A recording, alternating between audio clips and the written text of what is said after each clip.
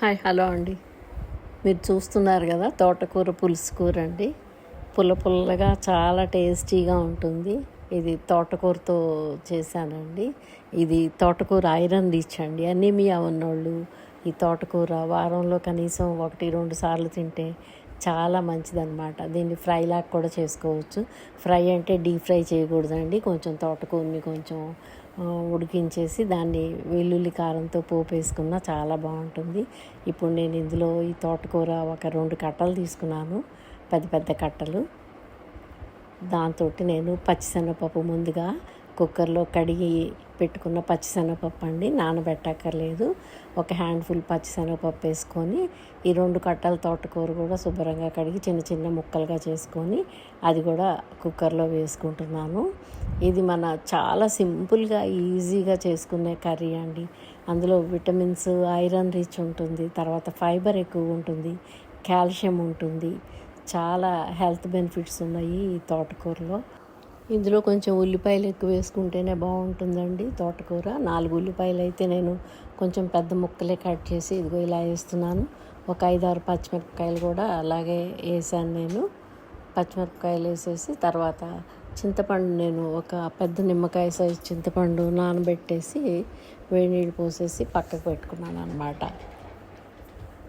దీనిలో పసుపు వేసేసి మనం మూత పెట్టకుండానే, కుక్కరు మూత పెట్టకుండానే ఉడికించుకోవాలి. ఒక గ్లాసు నీళ్లు పోసేసి ఇందులో సాల్ట్ నేను వేయలేదు, ఇప్పుడు పసుపు మాత్రమే వేసాను.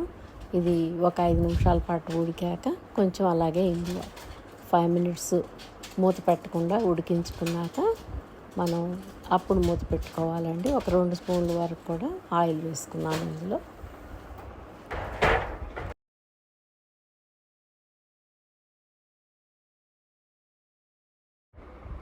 ఇలా పులుసు వేసుకొని మనం కుక్కర్ మూత పెట్టేసుకొని ఒక 4-5 విజిల్స్ ఇవ్వాలి.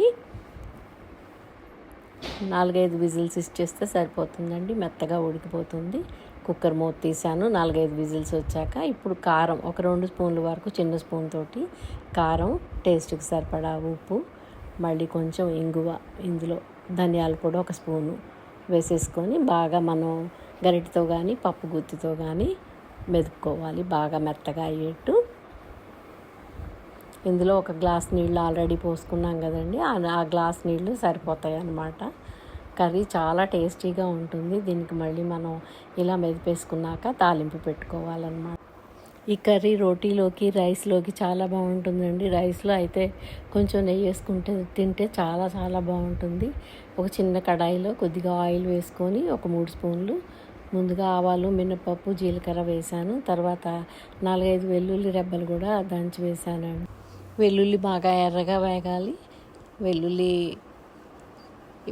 బాగా వేగితేనే మంచి టేస్ట్ వస్తుందన్నమాట. కొంచెం కరివేపాకు కూడా వేసేసి ఈ తాలింపును మనం ఆ పులుసు కూరలో కలిపేసుకోవాలి. అది కలుపుకున్నాకండి రైస్లో తింటే చాలా బాగుంటుందండి. ఇలా న్యాచురల్గా మంచి vitamins, iron rich, fibre rich ఉన్న ఆకుకూరలు మనం వదిలిపెట్టకూడదండి. రెగ్యులర్గా ట్రై చేస్తూనే ఉండాలి. కనీసం వారంలో 2 రోజులన్నా మనం నియమంగా ఆకుకూరలు తిందాము అని పెట్టుకుంటే హెల్త్కి చాలా మంచిదన్నమాట. ముఖ్యంగా గట్ హెల్త్కి కూడా మంచిది. ఎందుకంటే ఆకుకూరలు అన్నింటిలో ఫైబర్ ఎక్కువ ఉంటుంది కాబట్టి.